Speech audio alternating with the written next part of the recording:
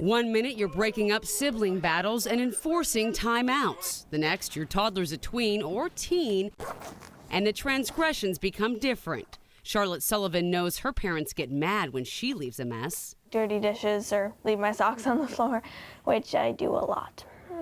For Dad Jason, it's not what his 12-year-old does, but what she says. Charlotte's typical tween sarcasm gets a little bit disrespectful, and then my voice is going to get a little bit sharp. Developmental psychologist John Gibbs surveyed tweens and teens in grades 5, 8, and 10 to measure the type of discipline kids get at home.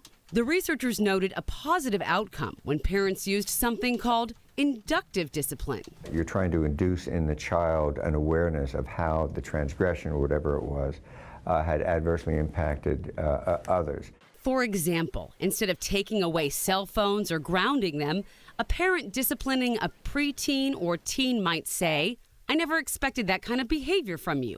I have faith in you," or "I expect better from you next time." If the child cares about the relationship to the parent, that's going to make an impact. The Sullivans say Charlotte's a good kid, and when needed, a little inductive discipline goes a long way. She feels bad that she crossed a line.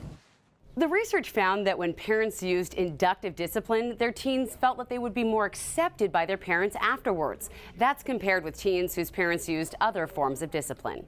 Also, the researchers found that teens who felt accepted after inductive discipline actually cared more about being a moral person. For Healthlink, I'm Amity Addrisi.